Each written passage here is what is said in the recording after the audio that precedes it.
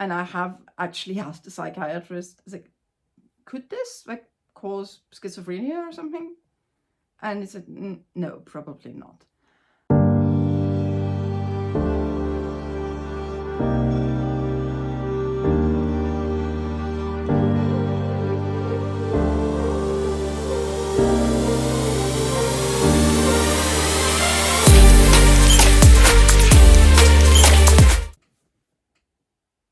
Hi, it's Ricarda, aka the Point 303 Bookworm, and today I just thought I'd address something that people may at some point start wondering, which is, how do I read as much as I do? Now, I started using Goodreads reading challenge 10 years ago in 2016, and since then it's been up and down my reading, but I have done the calculations and I've averaged 500 books a year, and the average length of those books is 200 pages. Now, I understand that sounds completely crazy, and partially because it is a little bit crazy. But first of all, reading is not a competition. I think that if you read 2 books a year because that's all you've got time for, that's fine. Just, I think, keep reading. It's how we learn, and also a great way to entertain yourself. Not a great way to get to sleep, because I don't know who the crazy people are who keep telling you, oh, just read a book before bed. And like, what do you mean before bed? I either read a book all the way through or the book doesn't come to bed with me. Anyway, so I have mentioned before, I have 3 kids, 6 and under. And obviously that doesn't really lend itself to reading. So I will admit that these days physical books are a luxury that I very, very rarely get to enjoy, unless it's kids' books. And most of the reading that I do, when I read ebooks, which, as I said, most likely I'll read it either in the bath. The reason why I'm not using physical books there, not because I'm worried about getting pages wet, because I have done that, but because our bathroom is very lovely and it has mood lighting, and you cannot read very well when it's printed, and that's why I have my Kindle Paperwhite, which has backlighting, and I use that. And same in bed. Sometimes when I want to read, I just turn the light off so my husband can sleep and I have my Kindle. But 99%, I would say, of what I read, I consume. I know some people are really particular about whether that's reading or not, is audiobooks. And yeah, I mean, I'm not snobbish about it, obviously. And I saw this meme, like, we didn't have a 3,500-year-old tradition of oral storytelling for you to tell me that audiobooks don't count. And I agree with that. Now, that's still a lot of books, okay? Obviously. And obviously, the way I do that is I listen to these books incredibly fast. So I think most people can easily, if they want to consume more, can easily speed the book up to 1.5 times the speed. That's usually not too hard for people to listen to. Now, I now start with a starting speed of 3.5 times the original speed.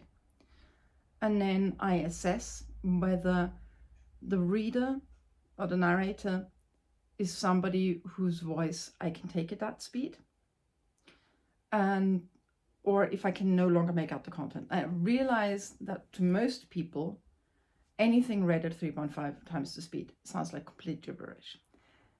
It doesn't to me, because I have essentially trained myself that way.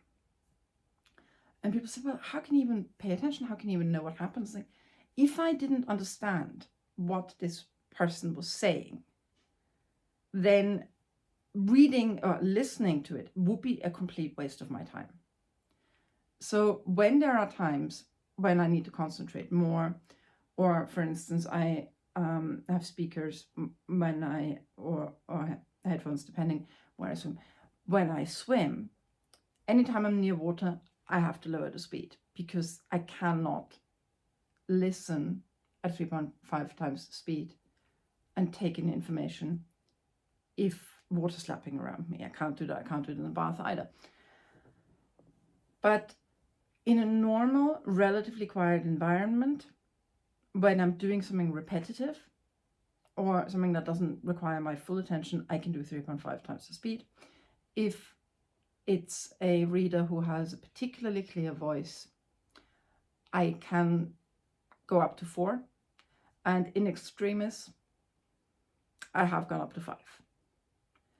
That is relatively rare, and 3.5 is the speed that I would say, reasonably comfortable at. Now, I had a very strange condition all my life, which is that until about 2 years ago, I was completely incapable of forgetting anything that ever happened to me. And I think it's called superior autobiographical memory. It was incredibly useless, really, because it's not like I remembered how to do calculus. I just remember where I sat and what I was wearing when I was taught how to do it. But didn't help me recall the information. It was quite weird. And now that I'm in my 40s, I actually quite enjoy the fact that now I have been able to forget stuff somewhat. I generally do still recall the stuff I've read. Now, I will say I have occasionally watched a murder mystery and not remembered who the murderer was. Same with murder mystery books. But on the whole, I do. I read very widely, and I really absolutely recommend everybody should read as widely as you can. If you just browse through the recommendations of books that you wouldn't ordinarily read, try such stuff as the Pop Sugar Reading Challenge. That's usually very good because it encourages you to read in genres that you ordinarily wouldn't read. Like, for instance, one year there was a prompt which was read a romance by a person of color, and I don't read romance to begin with, and I ended up reading Indigo, which is I actually really liked, considering that it was still very romancy, obviously because it's a romance novel, but I liked it.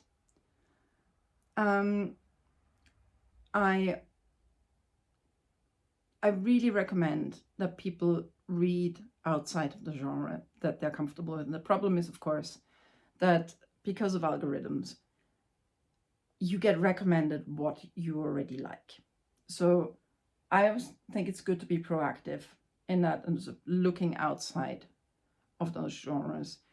Just if you get your book recommendations from YouTube, mess with the algorithm a little bit. Click something you ordinarily wouldn't click the next thing. I also would recommend that unless you have a job that has a lot of technical reading, that you try to have at least 20 to 30% of your reading be nonfiction. There's nothing wrong with fiction. There's nothing wrong with fluffy whatever. There's nothing wrong with murder mysteries or romantasy or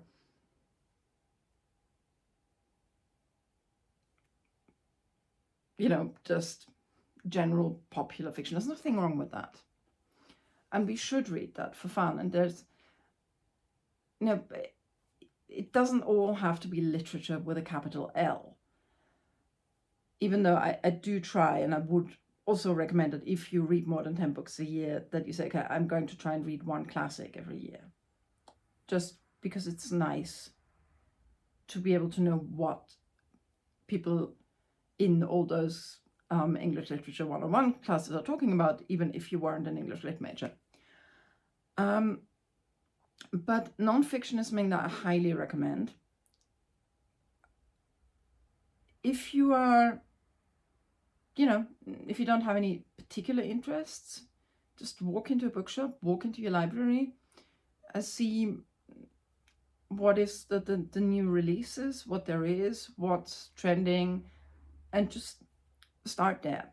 If you have a particular interest, I would probably recommend starting a reading list for that interest and just seeing which one of those books you can get, working your way through it.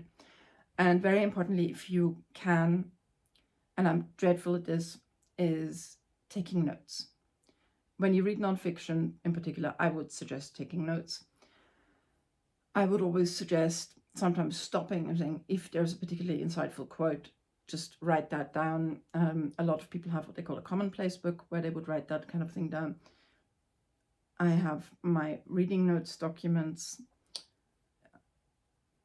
I've now transferred that into Notion, and I'll be honest, I'm still a little bit iffy with Notion because it's just a difficult platform for me to use. But I'm sure that will change as I get more used to it.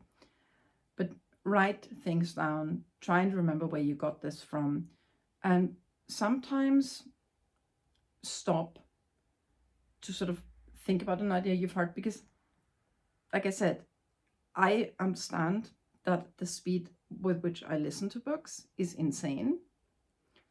And I have actually asked a psychiatrist, like, could this like cause schizophrenia or something? And he said, no, probably not. And because I was genuinely concerned if this was good for my brain, but apparently it's no big deal. Anyway, but I still stop. I say, oh, that's a really good idea. I need to remember this. And then you write it down. So I really, really recommend that. Now, there is one other, and if you were to look at my Goodreads, you'll notice this. There's one other thing that I listen to a lot, and that's actually children's picture books. Because when I had my kids, when I had my first child, I just bought him as soon as I felt he was old enough, like 3 months. I bought him, I think, 10 picture books. And I just more or less, I didn't choose them at random. I chose them based on what people said, these are the best books. And some of them were great, and some of them were not. I mean, we like Goodnight Moon. Had I read it before, I probably wouldn't have bought it. It's odd. But kids like it, but I didn't know that at the time. But for instance, the one book that really made me decide, well, this is no way to buy books, is Evolution for Babies. I'm probably going to address this book in another video, but I don't recommend it. I don't recommend the Baby University or whatever it's called. It's very strange. And then I found out something marvelous, which is that most picture book authors are perfectly happy for YouTube creators to, with permission, do a read aloud of their work. Because if you sell picture books, you don't make the money because people read the book once. You make the money because they read the book 100 times and recommend it. And that is why every once in a while, like every other month or so, I will take sometimes a whole morning, queue up 20 or so of these read alouds, and watch these videos so I can see the pictures, I can hear the text, and then anything that I rate over 4 or 5 stars, because I started rating everything I read last year, because I think it actually really helps me remember what I've read and sort of keep it in my head, and also recommend it to 2 people. Anything that's over 4 or 5 stars, I will consider next time I'm buying books for the kids. So I count that as reading the book once. And then when we get the book and we read it, that counts as reading it once. Every subsequent time I read it with my children does not count. That does not hold true for adult books that I consume over and over again. Now, I have always had a lot of trouble sleeping, and one of the things that helps me is listening to familiar audiobooks. So at the moment I'm on a Terry Pratchett kick, and I will queue up one of the books I like best. I'll listen to it sort of consciously for about 10 minutes, and then we'll set a sleep timer for usually an hour. And it lulls me to sleep. And then the next day, I will reset it to an hour back. So really, I only count the amounts of the 10 minutes I, in fact, listen to. So I get through these books very, very slowly. But it does help me sleep and relax. I realize, again, that's not for everybody. My husband likes to listen to white noise, like rain or train noises, and that works for him. But for me, this works. So that's what I read, how I read. I mostly listen to audiobooks. I read a lot of ebooks. I very, very rarely have time for physical books, even though we have a lot of them. I would say we have about 2,500 books in this house. And we do buy books because when I like a book, I want to support the author. And that means I will often, even though I've read the ebook and I've listened to the audiobook, I'll still buy a copy of the physical book because it's a book. I mean, books are special. And I think it might seem like I'm sort of disrespecting books. But like, no, I like, to quote Giles from Buffy, knowledge should be smelly.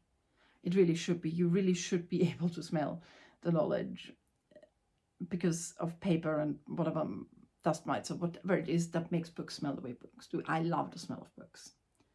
But at the same time, I have to be realistic about where I am in my life. And that is that I have 3 kids and I can only trust one of them to not randomly color in non-coloring books or tear out pages. And as long as that's the case, and as long as I have the opportunity to spend a lot of time wrangling my kids and doing stuff with them because they still want that and they're not independent enough yet to entertain themselves, as long as I have that opportunity, I'm perfectly happy to just get my literary kick from audiobooks.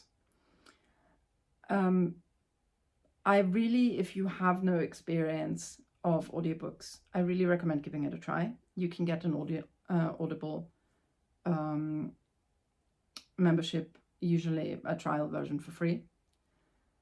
And you then get to keep the book that you got there. Not all books are good as audiobooks, but a lot of them are. There are some narrators who are better than others, and I'll probably do a video discussing my favorite audiobook narrators on another day.